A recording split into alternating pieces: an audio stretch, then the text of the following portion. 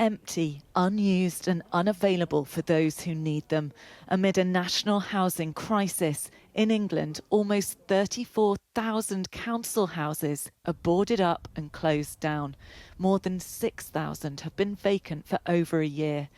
We've been working with housing campaigner Kwajo Tweneboa to reveal the numbers.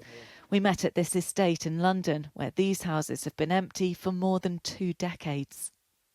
You've got people sleeping on the streets, you've got people who are sleeping in garages and storage containers, yet we've got thousands of homes sat empty, council homes up and down the country, which aren't being used.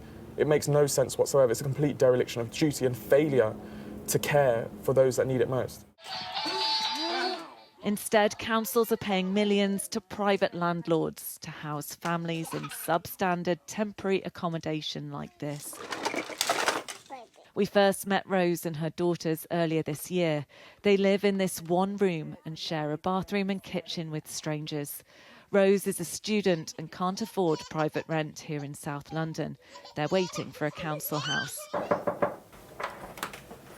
Hi Rose, hi, how are you? I'm fine. Good. This is Kwajo. Hey, lovely to meet you. How are you? Nice Nice to meet you. Pleased to meet you. We've come to see if she's had any news. You're still here. How long have you been living here now? 2 years. 2 years. Yeah. Now it's exactly 2 years. My firstborn still wears nappies because in the middle of the night she can't just get up and go to a shared toilet with all these people that she don't know. My baby, it took her time to walk because she didn't have enough room and she couldn't use like the baby walker. A recent call with Croydon Council has left her worried. She said to me that you would have to move out of London and find a house. Is she saying there are no Yeah, she told me there's no council houses, there's no social houses. Those were her words. We have no social houses. We've been investigating and actually found there are in fact thousands of empty social homes across London, and many of them have been empty for more than a year. How does that make you feel? It makes me feel heartbroken, lied to and deceived. What do you make of this neighbourhood? It's really nice. A short drive away, we've brought Rose to Lambeth. Dozens of homes on this estate have been left empty since it was earmarked for demolition several years ago. This lovely front garden with a closed gate. It's really nice.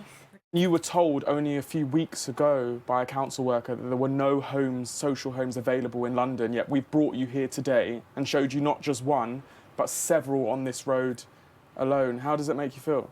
Annoyed, to be honest, because it's this could have been for us. I guess we don't deserve it.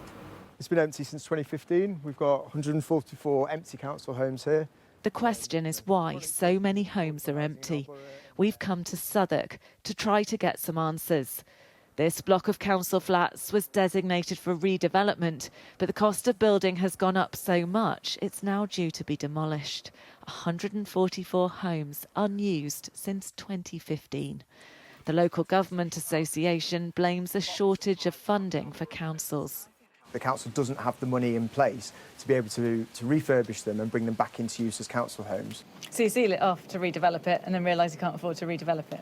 Bluntly, that's what's happened in so many cases. Could councils not just be spending the money that they're spending on temporary accommodation to do up council homes so that people actually had a proper roof over their head? We have a duty as a local authority to make sure that nobody is sleeping rough or that they don't have a secure place to sleep each night. And that means that we have to divert funding to those causes and not to building the new council homes, which are absolutely essential to solving the problem. Would you characterise that as a mismanagement? It's complete mismanagement. There's a complete false economy. If we're not able to spend the money on the actual solution, but we're using a sticky plaster of temporary accommodation, then the system is broken. We asked Croydon Council why Rose had been told she would need to move out of London.